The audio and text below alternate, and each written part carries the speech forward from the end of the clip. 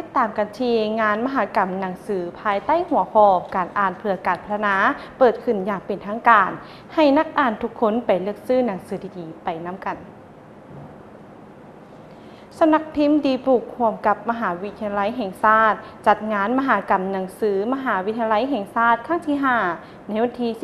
12-16 มีนาคม 2025 อยู่สโมสรใหญ่มส.นครหลวงเวียงจันทร์เพื่อเฉลิมฉลองวันชาติที่ 2 ธันวาคม ครบรอบ 50 ปี ภายใต้หัวข้อการอ่านเพื่อการพัฒนาเพื่อแสดงให้เห็นถึงการพัฒนาด้านการศึกษาและวัฒนธรรมการอ่านของสปป.ลาวโดยมีห้องอธิการบดีมส.บรรดาครูอาจารย์นักเรียนนักประพันธ์ผู้ประกอบการห้านขายปึ้มพร้อมด้วยนักเรียนนักศึกษาเข้าร่วมโอกาสดังกล่าวท่านสมหมัยพรหมจันทร์ผู้อำนวยการสำนักพิมพ์ดีบุกได้กล่าวว่างานมหกรรมหนังสือครั้งนี้มีหลายกิจกรรมสะท้อนให้เห็นถึงการพัฒนาของประเทศเฮาตลอดระยะ5 ปีหรือ5 ทศวรรษที่ผ่านมาขออภัยท่านผู้ชมตลอดระยะ5 ทศวรรษที่ผ่านมาถ้าแสดงให้เห็นถึงประวัติศาสตร์การพัฒนาด้านการศึกษาการพิมพ์และการเผยแพร่วัฒนธรรมการอ่านในสปป.ลาวทั้งเป็นเวทีสำคัญในการแสดงให้เห็นถึงความก้าวหน้าของสปป.ลาวในด้านการศึกษาและวัฒนธรรมตลอดระยะ50 ปีผ่านมา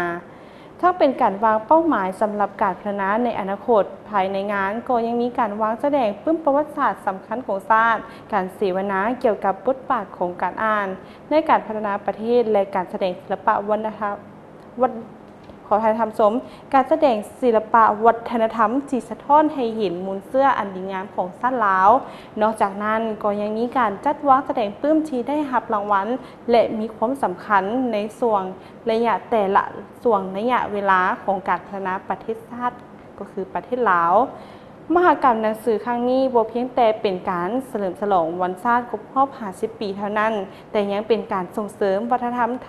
ทางด้านการอ่านและการเรียนรู้ตลอดชีวิตทั้งเป็นการส่งเสริมให้กับประชาชนลาวหันมาอ่านหลายขึ้นสอดคล้องกับแผนยุทธศาสตร์การพัฒนาทรัพยากรมนุษย์ของสปป.ลาวฮอดปี 2025 งานดังกล่าวมันเปิดให้ประชาชนทั่วไปเข้าชมโดยบ่เสียค่าเริ่มตั้งแต่เวลา 9:00 หา 17:00 นั่นเองท่านผู้ชมเนาะนี่ก็คือเป็นเรียกงานอยู่ที่งานมหกรรมหนังสือภายใต้หัวข้อการอ่านเพื่อการพัฒนาเปิดขึ้นอย่างเป็นทางการให้กับนักอ่านทุกๆคนไปเลือกซื้อเลือกชมเลือกเบิ่งน้ำกันได้นั่นเองท่านผู้ชมเนาะและในครั้งนี้เนาะก็ต้องขอขอบใจข่าวจากสอนท้องขันธรังสี